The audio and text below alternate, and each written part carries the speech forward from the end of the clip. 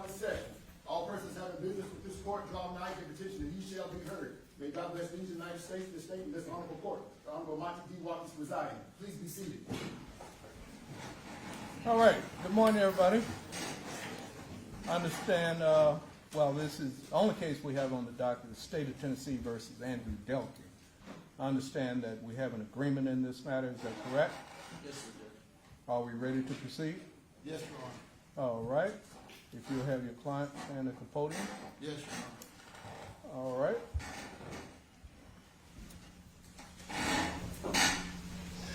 We'll place him under oath. Do you swear to tell the truth, yourself, you guys? I did. All right, you've just been placed under oath. I'm going to ask you a series of questions. I want you to understand if you answer any of those questions untruthfully, you could be charged with perjury. You understand? I do, Your Honor. All right, John. Disposition. Your Honor, before the general speaks, on behalf of the family, the attorneys for the family, and the general public, we're going to ask in advance that you reject this plea offer, this plea deal. We know that you have the power, we know that you know the case, and we're asking you as your citizens, citizens of this community, Judge Monte Watkins, that you reject this plea agreement. Okay, well, thank you for your comment, Ms. Kimball. The court will do what it believes is the right thing to do. All right? Thank you. Judge, I want to say something. Well, you will get that opportunity, ma'am, and I appreciate you being here. You will get an opportunity to speak, okay? All right, John.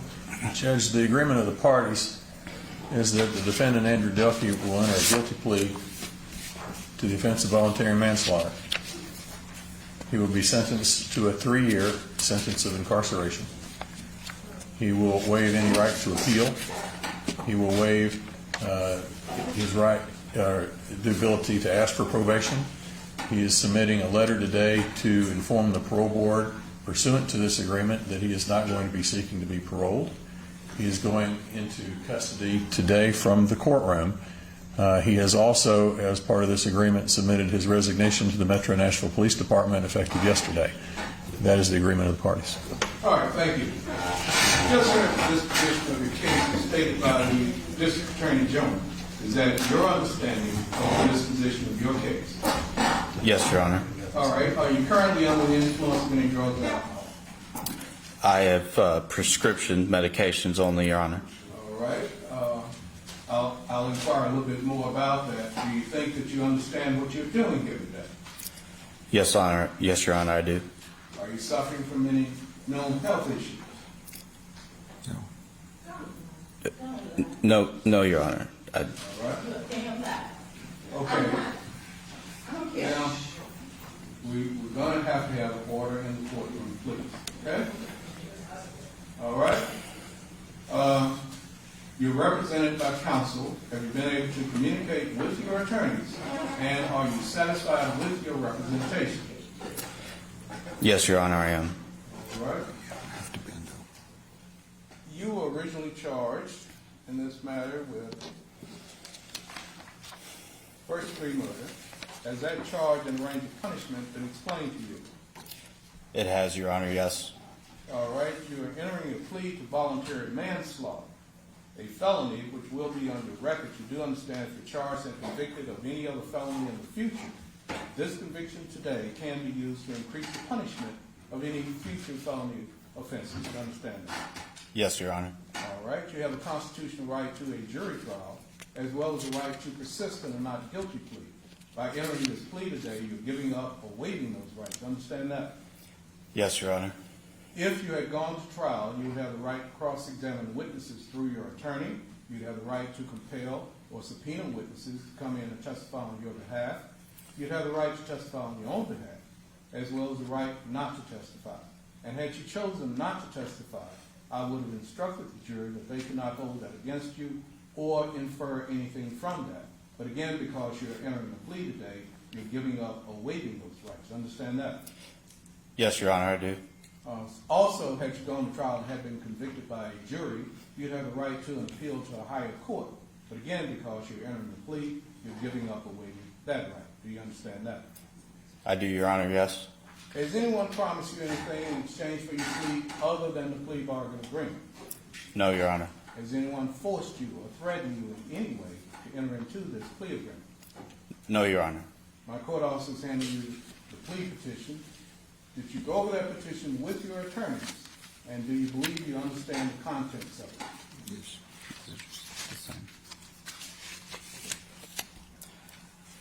Yes, Your Honor.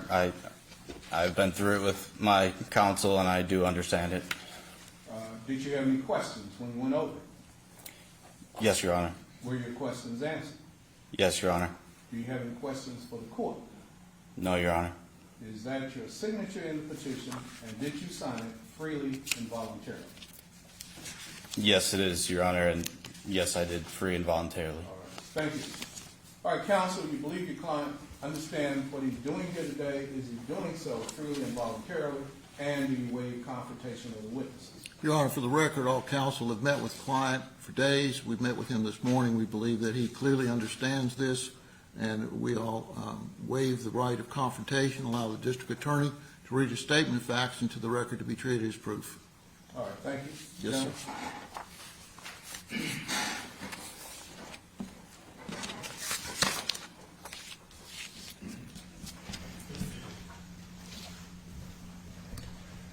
Your Honor, if this case were to go to trial, when this case was set for trial, the state's proof would have been that on Thursday, July 26, the defendant, Andrew Delke, shot Daniel Hambrick in the back 3 times. This shooting was not reasonably necessary, and Mr. Hambrick died from the gunshot wounds. On that day, Andrew Delke, the defendant, was an officer with the Metro Nashville Police Department on the newly assigned Juvenile Crimes Task Force.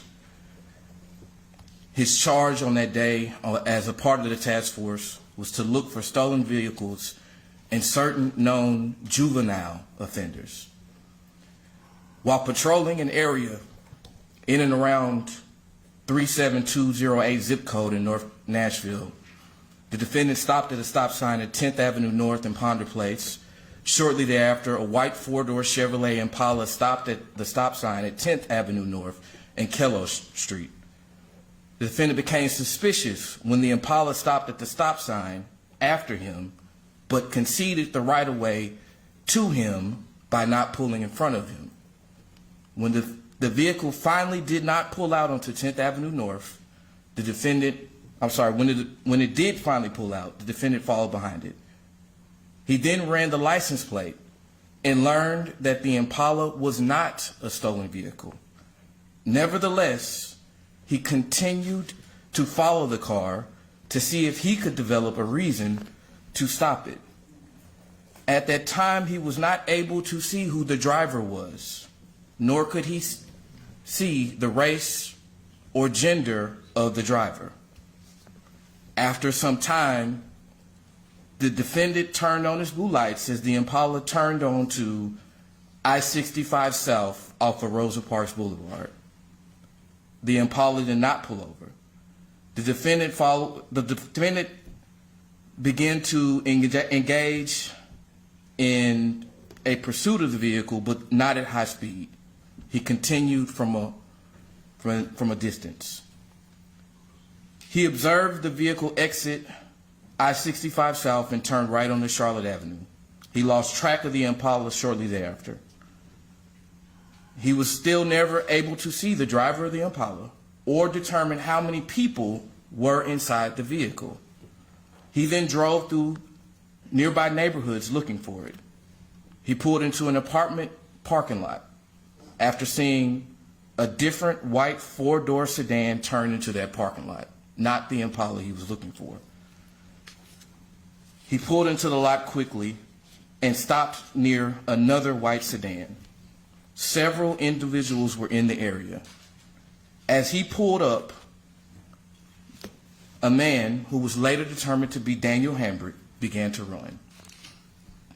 The defendant immediately began a foot pursuit, yelling commands for Mr. Hambrick to stop. He did not know the identity of Daniel Hambrick at that time. He did not know if with certainty if Daniel Hambrick was connected to the white sedan that he had misidentified. Nor did he know if Mr. Hambrick was connected to the Impala that he was looking for, or any vehicle in that parking lot. The defendant chased Mr. Hambrick through the parking lot towards Joe Johnson. As Mr. Hambrick neared Joe Johnson, the defendant saw that Mr. Hambrick had a gun in his hand. The two continued to run west parallel to Joe Johnson as he gave several commands, including stop, drop the gun, and drop the gun or I'll shoot. When Mr. Hambrick continued to run away and did not drop the gun, the defendant decided to use deadly force.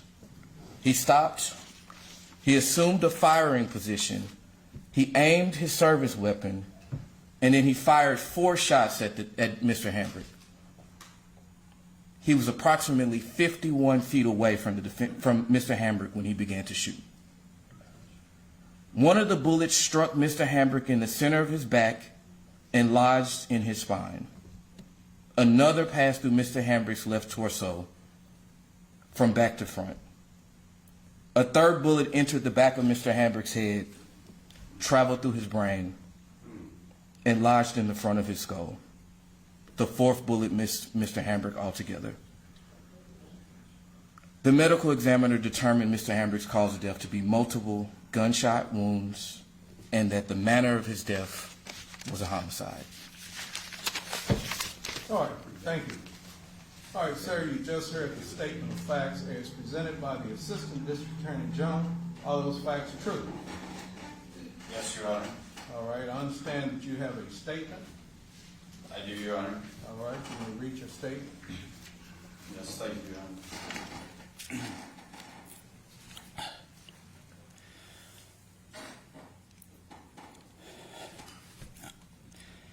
I am pleading guilty today because I recognize that my use of deadly force was not reasonably necessary under all the circumstances.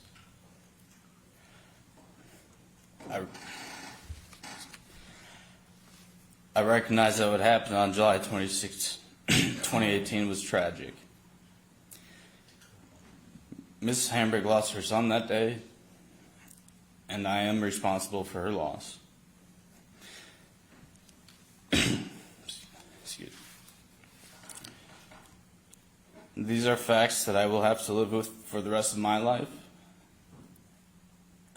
And no mother should ever have to experience the loss of a child, and not a day has gone by that I have not thought about my actions. I also recognize that my actions impacted the community and the police department.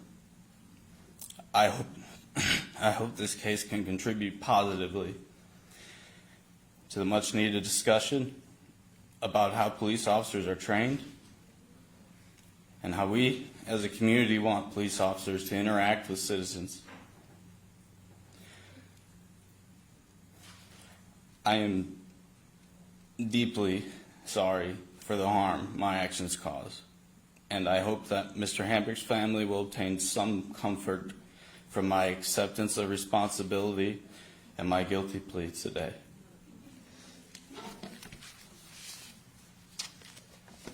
All right. Joan.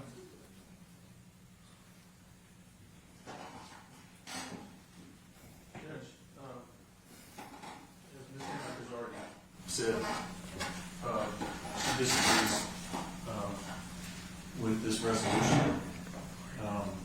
Ultimately, obviously, it's my fault, but she does want, I believe, to make a victim impact statement. And so at this point, Ms. Hambrick, if you'd like to step up and make a statement to the court. Right, she's more than welcome.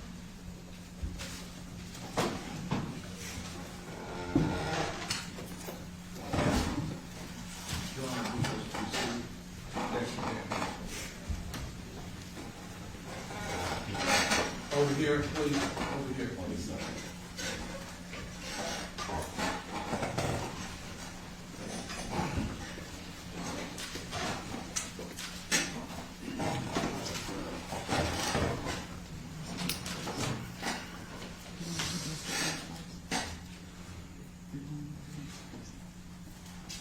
Go ahead.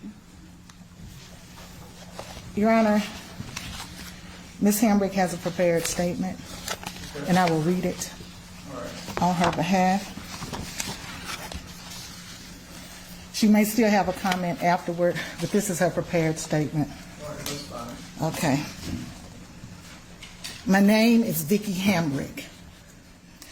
I'm legally blind, and I have asked my attorney, Joy Kimbrough, to read this statement on my behalf. On June 1st, 1993, I gave birth to Daniel Edward Hambrick. He was my only child and the love of my life. Daniel recognized at an early age that I had a disability, but he was never ashamed of me or embarrassed by me. He loved me unconditionally and constantly said that he would always take care of me. My son was my eyes. Since he's been gone, things have not been the same, and they never will be. There is not 1 hour that goes by that I do not think of Daniel. Even though I have friends and family, there is a void in me that cannot be filled. Nothing and no one compares to my precious son. I am angry, mad, and disgusted, but I pray that no other mother have to endure what I've endured these last 3 years. I am against this so-called plea deal. I am against the way the state and the defense joined hands to protect this racist, biased, anti-black criminal system. My son was murdered on video by Nashville police. My son has a right. He has a right to a public jury trial. Yes, exactly. I want citizens of this community to render a judgment. Yes, yes, yes. I don't want a backroom bargain where the current DA, the former DA, and their ex-co-worker David Rabin emerge from some country golf club course and tell me that my son's life was worth 3 years. Exactly. Right.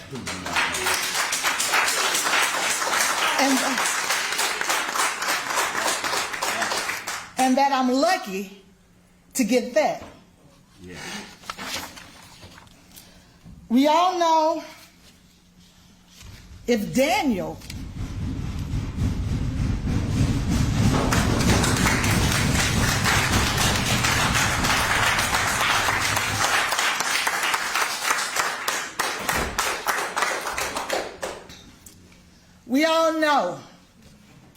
that if Daniel had executed Delke by shooting him in the back of his head, Exactly. and in his back, and in his buttocks, as he ran away, he would be rotting on death row, Exactly. waiting on the electric chair. Delke lied about Daniel pointing a gun at him. His terroristic hate group, the FOP, which masquerades as a labor union, immediately went on the attack and tried to publicly assassinate my son's character with a bunch of lies and innuendo. I've gone through so much during these last 3 years as I patiently waited for the day Andrew Delke would face a jury for gunning down my son. Initially, Night Court Commissioner Evan Harris refused to sign a warrant for the arrest of the man who murdered my son. Later, an elected judge decided that a $25,000 bond was sufficient for a first-degree murder indictment. The Nashville Police Department never accepted any accountability. In fact, they allowed a murder defendant to keep his job the entire time, funded by taxpayers, until he resigned yesterday on his own terms. In an unprecedented move, the former district attorney testified for the defendant and against the people. Also, other former high-ranking assistant DAs worked behind the scenes to help prepare the defendant for trial against the people. And in the end, the sitting DA lost his nerve.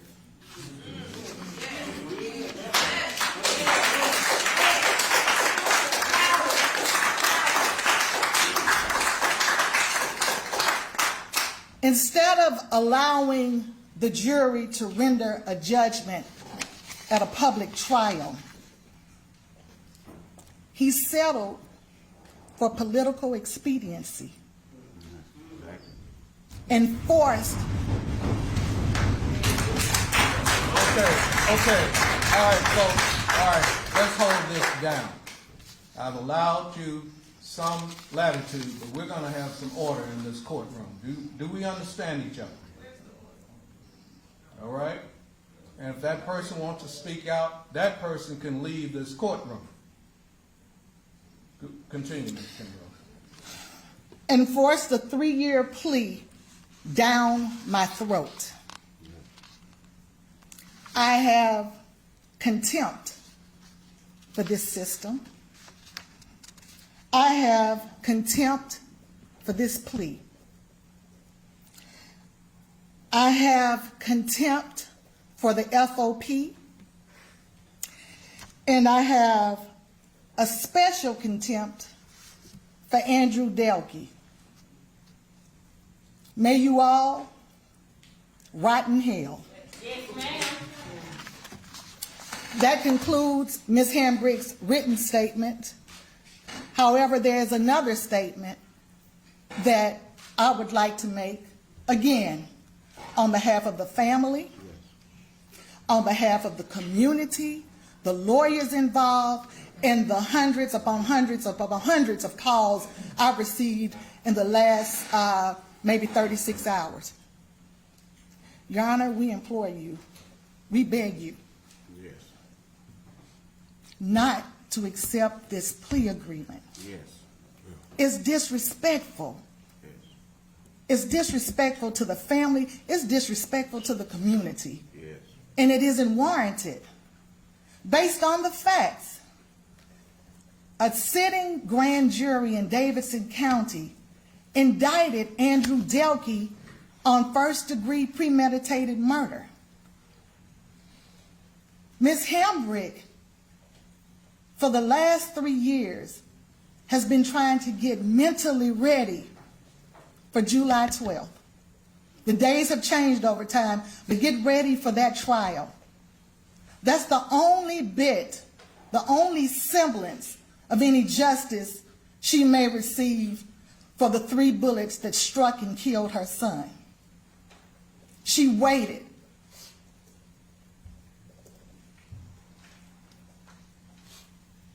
The state, the district attorney's office, in violation of her rights as a victim, did not consult her, did not contact her about the plea negotiations they all in secret had to get rid of this case, just to get rid of it. No one consulted her. Your Honor, yesterday about 2:30 p.m., she found out for the first time that the deal had been done, that it was a foregone conclusion, that his fate had already been determined. They didn't need a jury because white men decided. They decided what was best for this community and for Ms. Hambrick. Judge, you have the power. The power is used across the state, in other states too. You can reject this plea deal. You can say, not on my watch. I'm not accepting this plea deal. And we're begging you, the citizens are begging you, Judge Monte Watkins, to do the right thing and reject this plea deal. It's not fair. It's not justice. It's not justice. Ms. Hambrick is continuously looking for justice and getting slapped in the face and slapped down and treated in an inhumane way.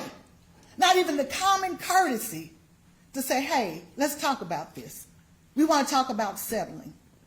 It was an announcement made to her yesterday where the DA said, I've done it. This is what I'm doing. This is my office. That's it. We're asking you now, Judge.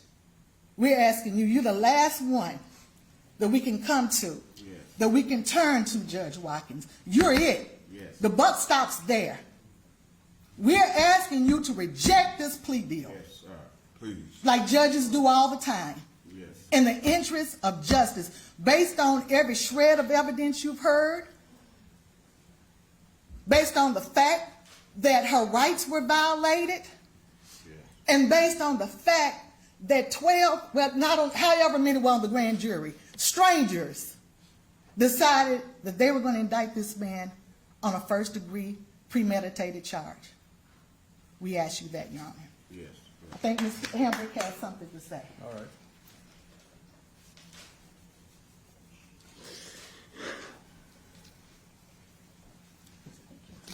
Just take your time. Just take your time.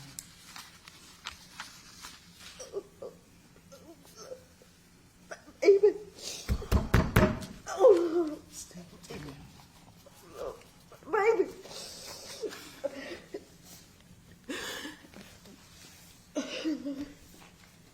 Can't believe it. I can't believe this, Judge. I can't believe it. I've been going through this for 3 years. Take your time, baby. I can't believe it. Yes. Take your time. Judge, Take your time. I lost my mother. I lost my grandmother. I lost my father. My father had a stroke and a heart attack. I can't believe it. Because of you. Because of you. I lost my father, my son's father. Because of you. Because of you. He killed himself. I hate you. I hate you. I don't accept no apology because you could have did it at the beginning. I don't accept it. What if the tables turn? George? That's right. What if the tables turn? Just look at the tape. What if it's your child? That's right. It's not my child. What if it's your child? It'll be a different story. Go ahead. What if it's your motherfucking child? You white motherfucker. Come in, some motherfucker. You bastard. You bastard. I hate you. Roger, I hate you too. You blind motherfucker. I hate you. Ms. I Hambrick. hate you. Ms. Hambrick. You told me a goddamn lie. Ms. Hambrick. And I hate you. I hate you. Damn it.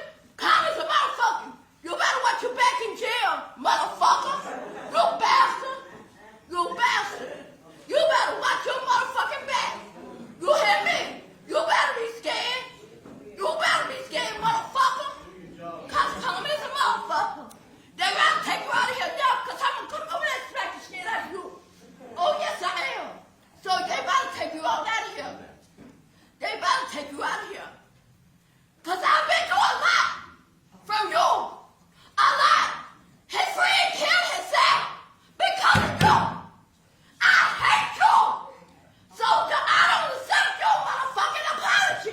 Ms. Hambrick. You cook cocaine, motherfucker! You cook, no! Okay. Let me go! Well, Let me go! well, You talk about my family! Y'all talk about my family! Y'all call us a I think that's enough. Y'all say we eat watermelon! You racist motherfucker, y'all! No! Okay. Don't harm anyone.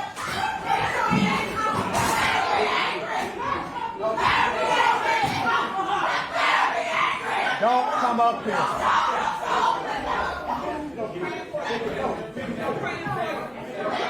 Just hold it. Bullshit! That's bullshit! We didn't get a chance, man! We didn't get a chance, man! We didn't get a chance, y'all! We didn't get a chance, man! 3 years! We didn't get a chance, man! We didn't get a chance! We didn't get a fucking chance, man! We didn't give him a fucking chance!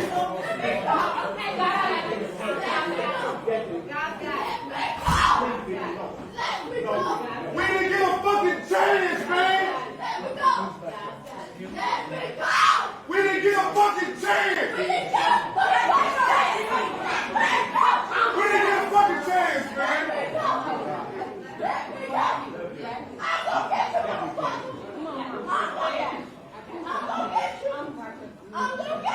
We didn't get a fucking chance, man! I'm gonna get you! I'm gonna get you!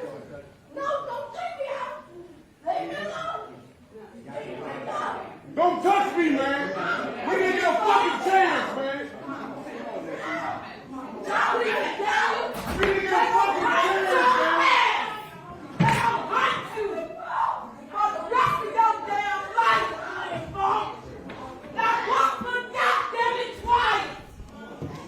You're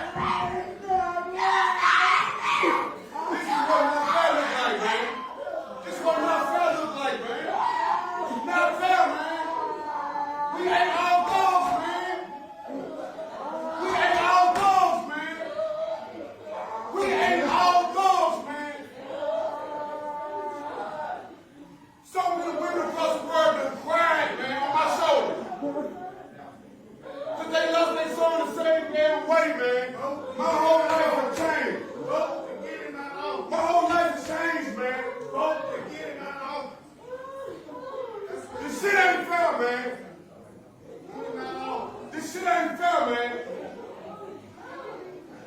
Let's go. Let's go, dog.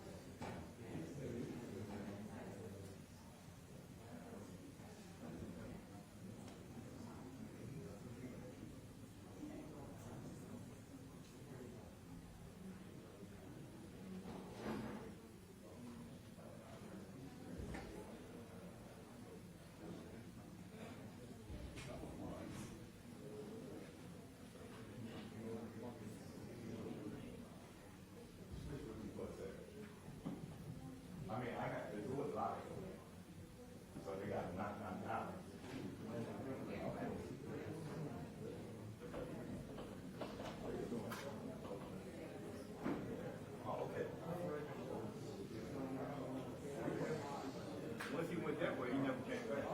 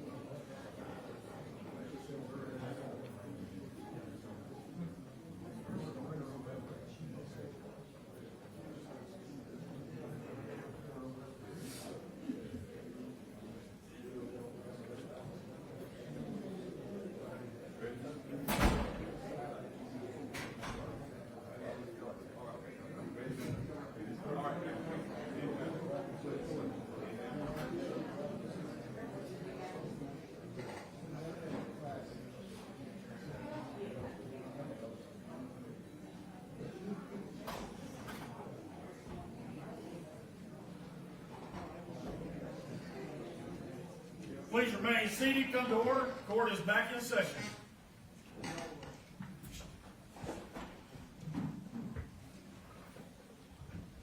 All right, we've gone through the plea colloquy. There's not much left to do, but here we are. All right, I find you guilty. I find there's a factual basis for the plea, and that the plea is freely and voluntarily given. In case 2019-A-26, I sentence you to a term of 3 years as a standard range 1 offender. That sentence is to serve. There will be no petitions for early release, and that'll be it. All right. Thank you. Thank you.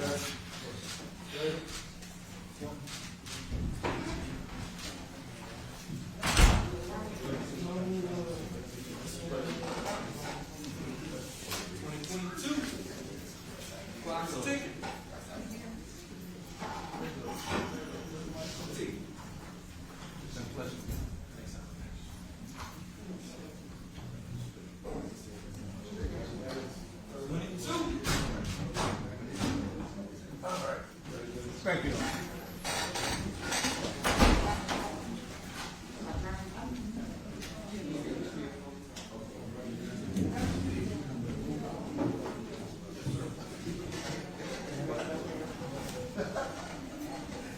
Steve, can I see you, please?